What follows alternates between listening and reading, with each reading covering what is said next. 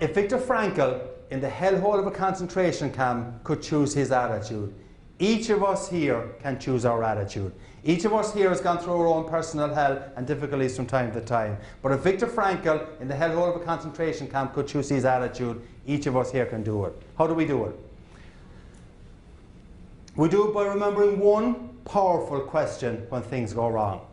And the question to ask yourself when things go wrong, the question that will help you to choose your attitude, it's a basic question. The question is, what do I want my attitude to be? What do I want my attitude to be? I'll give you a few examples of where this will work. Just out of curiosity, how many people here in this room have got teenage kids?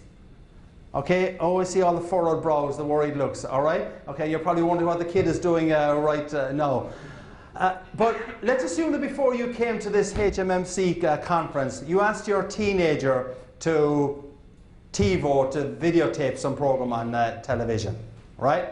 You come home from this conference full of the joys of life, full of the gift of gab, goals, attitudes, behaviour, ready to implement some of the great ideas that you have got here. You walk in and you ask your teenager, well, did you TiVo the program? And you kind of get...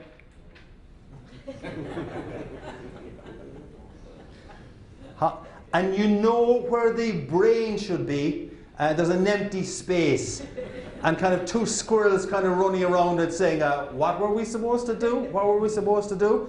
So your first reaction naturally is to get a little bit miffed, right? Okay, and you've probably reason to get miffed because this is a program that you really did want to see again. It's the 72nd rerun of the 3rd episode of Survivor 2004. But you really did want to see it again. So your first reaction is to get miffed. Now your teenager gets miffed. And the reason why your teenager gets miffed is because you're in the relationship business, you're people business obviously. Human beings mirror human beings' reaction. And if you get miffed, obviously the first reaction from your teenager is they're going to get miffed. And when we're in a people business, your reaction is going to determine what other people's reaction is. We'll walk through this in a few minutes' time. So now you've come home from this wonderful conference. You're in a funk. The teenager is in a funk. Your spouse now isn't speaking to you. The dog has run away. The cat is hiding underneath the table. And you've got a hamster running around the treadmill at 100 revolutions per second saying to itself, because hamsters are actually very clever. The hamster is saying to itself, why doesn't someone remember to ask themselves the question they should ask when things go wrong? And the question they should ask when things go wrong is, what do I want my attitude to be? Because if you ask yourself the question, what do I want my attitude to be in that kind of a situation, you're unlikely to say, I want to be angry, I want to be annoyed. You're unlikely to say, I want to be upset. You're much more likely to say, I don't want to be angry. What do I want my attitude to be? I don't want to be upset. I don't want to be annoyed. And you will make some effort not to be angry and not to be annoyed. It is a powerful question that can make a real difference to you. I'll give you another example of where it helped me. A few years back, I was driving in the western suburbs here in Chicago in rush hour traffic. Came to a set of traffic lights, turned left at the traffic lights, and a few seconds after turning left, I noticed in my rear view mirror a mobile discotheque. Cop car, flashing lights.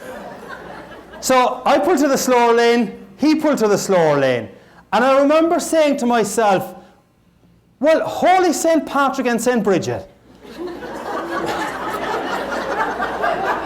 Bit of respect there, please. Holy St. Patrick and St. Bridget, what could that fine officer of the law want from an upstanding citizen like me?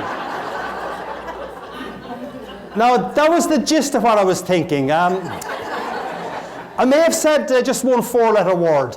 But for those of you whose mind is in the gutter, the word was oops. Which, as you all know, stands for uh-oh, police, stop. Right. So I pulled into a little small parking lot at the side of the road, and as I was pulling in, I said to myself, now why does he want to speak to me? And the only reason I could figure why he might want to speak to me was when I had turned left at the traffic lights. They were slightly red. But not by a whole lot now, mind you. So, he's there on his computer checking me to see if in my case I'm a member of the Irish Republican Army, or even worse, a Cubs fan. Go White Sox! I have to tell you, depending on who I'm speaking to, I obviously try and put in a kind of an answer to that gets a reaction. But when I was speaking up near the Green Bay area a couple of years ago, I made the comment that the cop was checking to see if I was a member of the Irish Republican Army, or worse, a Packers fan. I didn't think I would get out of that room alive. So he was there checking my computer to see what my record was like. And I asked myself the question that I said you should ask when things go wrong. So I asked myself the question, what do I want my attitude to be? And I said there's no point in being antsy and annoyed about this. He probably doesn't understand the concept of slightly red lights. So in my side mirror, I see him walking up towards me. And this being Chicagoland area, I prayed that he had an Irish name. I prayed that he had this vision of Ireland, that the roads are still unpaved, that milk is brought to the creamery via donkey and cart, and that traffic lights, if they exist at all, are, well, basically advisory. I look up. Officer Schmidt, who proceeded to tell me in minute detail what I had done wrong. He asked for my license and he asked for my insurance. Now, none of this is made up, I promise you.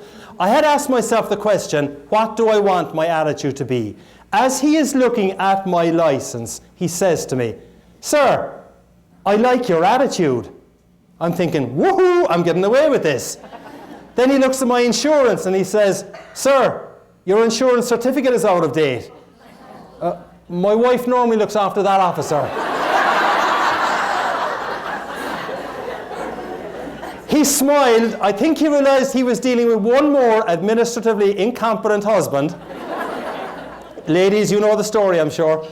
And he just handed back the insurance certificate to me and he said, "Look, take it easy on that one." Now, I should tell you that this event happened on the 16th of March. Okay? One day before St. Patrick's Day. So the rest of the conversation went as follows. We're having great good fun, and as you will see, it continued that way. So the rest of the conversation went, "How much will this cost me, officer?" He said, "I'll cite you for the red light. I'll leave you go on the insurance. That'll cost you $75, sir." $75? Do you know how many pints of Guinness I can get tomorrow for $75? The guy cracked up laughing. I think he thought I was on crystal meth. And he said to me, "Sir, if I was to cite you for the red light and the lack of insurance, this would be significantly more expensive. You'd have to go to a traffic court." So I said, "Thank you, I appreciate the break you're giving me." I pull into a very small parking lot with only one access and egress, so I had to turn the car around and drive by Officer Schmidt. As I drove by Officer Schmidt, I kid you not, he waved to me with a genuine smile. That was how the conversation had gone. And I said, "This is crazy. This guy's waving to me with a genuine smile and he's after fining me $75. And I waved back to him with a genuine smile saying, "This is really crazy." He's fined me $75 and I'm waving back to him. What Officer Schmidt, though, would not have known was that for only $75,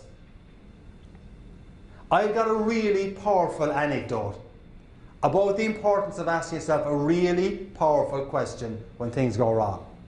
And for everyone here in this room, things do go wrong. In the next couple of days, something will go wrong. Hopefully, though, it's not going to be anything serious. Maybe you might spill a cup of coffee here on the table, or you might stub your toe or something like that. But things will go wrong. It's life. We all hit speed bumps. We all hit potholes. When we hit those speed bumps, when we hit those potholes, if you can remember to ask yourself the question, what do I want my attitude to be? It will make a real difference to you. And it won't make just a real difference to you here at the hotel in Chicago. It'll make a real difference to you when you're dealing with your customers, with your clients, and with your work colleagues when you go back to work. So, knowing the people here in this room, I know that everyone here in this room does not have any difficult colleagues to work with, right? I know that everyone here in this room doesn't have any difficult clients or customers to work with. But let's assume you did have a difficult colleague to work with. Let's assume that you know that when you're going into a meeting next week with this difficult colleague, you're kind of saying to yourself, I just cannot work with that person, or that person drives me crazy, or they're just so unappreciative of the work and the results that we are generating. One way that will help you to change the environment in that meeting room or at that meeting is that before you go to the meeting,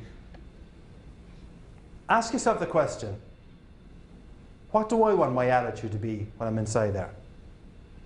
And I think when you ask yourself the question, what do I want my attitude to be, when you're going in dealing with your difficult work colleague, or you're going in dealing with a customer that you really have difficulties with, when you ask yourself the question, what do I want my attitude to be, you're not going to say, I want to be cranky, I want to be upset, I want to annoy them.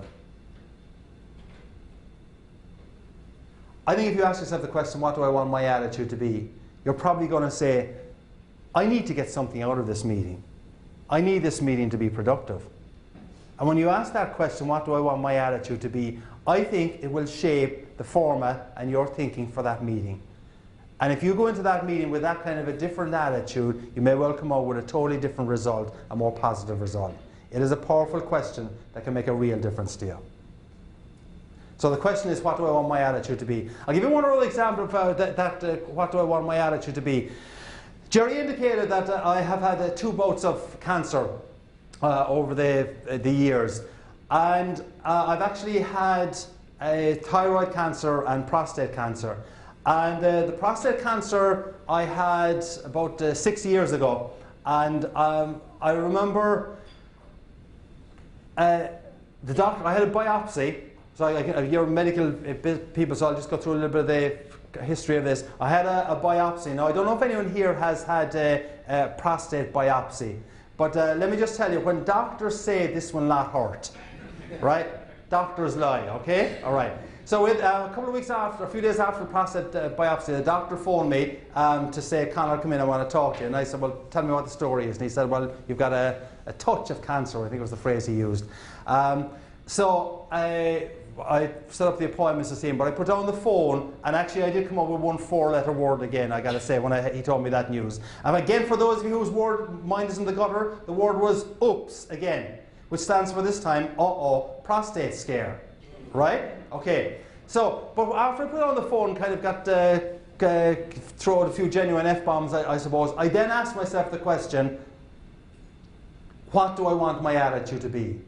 And I said, I've previously beaten thyroid cancer, I'll beat this one as well, and thankfully everything has worked out fine.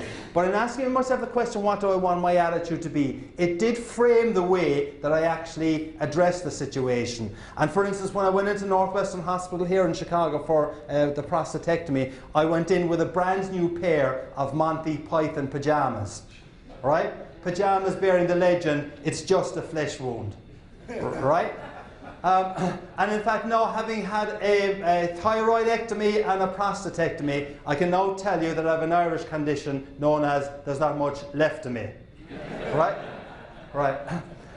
So, but I do believe that question, what do I want my attitude to be, helped me when I was going through that trauma and that difficulty. For you, every single day you face challenges. Every single day you face disappointments, issues, difficult colleagues, etc. If you can remember to ask yourself the question, what do I want my attitude to be? It can make a real difference to you. Right. So we've got goals, we've got attitude. Now let's go to behavior.